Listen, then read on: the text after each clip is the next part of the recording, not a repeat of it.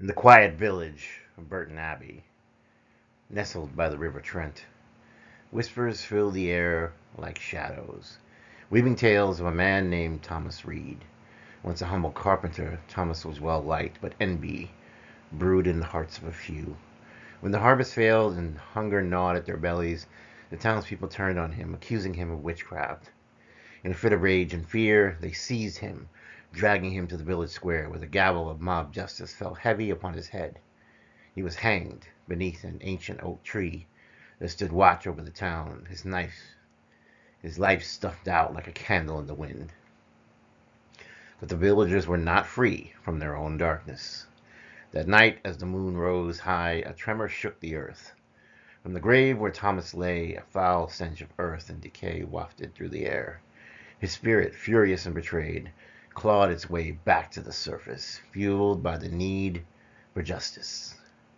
The next morning, the townsfolk awoke to a chilling realization. Thomas was missing from his grave. The body was nowhere to be found. The trees whispered his name, and the wind carried a portentous chill.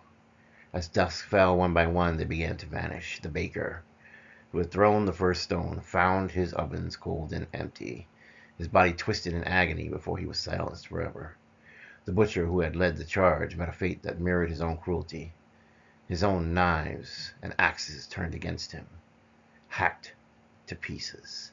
Each night the Revenant crawled from the shadows, a figure wrapped in tattered remnants of his life. His eyes glowed with a hunger for vengeance, and his once kind face now twisted to a mask of wrath.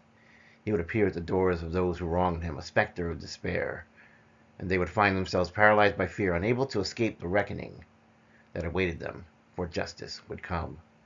As the body count rose, the panic spread throughout Burton Abbey. The townspeople, once united by their hatred, now turned on one another, haunted by the specter of their own past.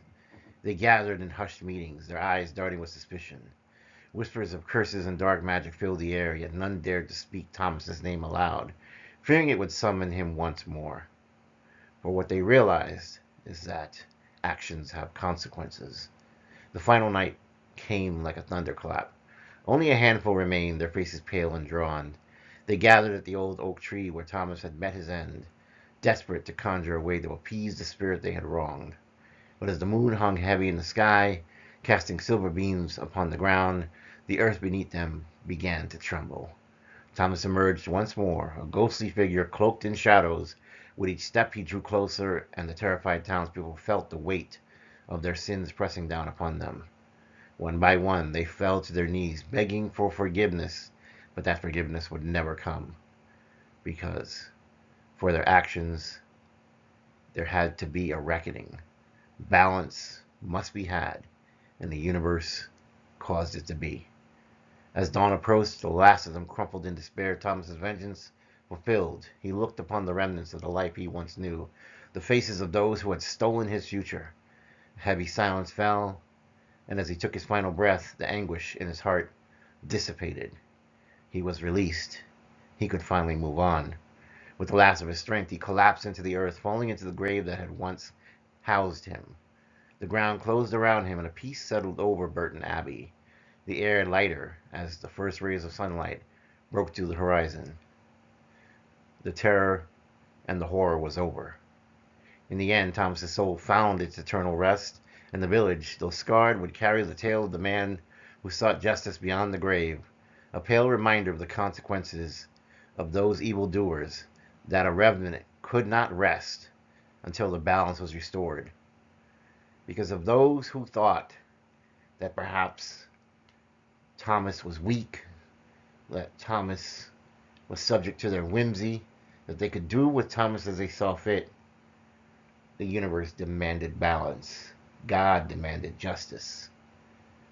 And even from the darkest places, justice can be found.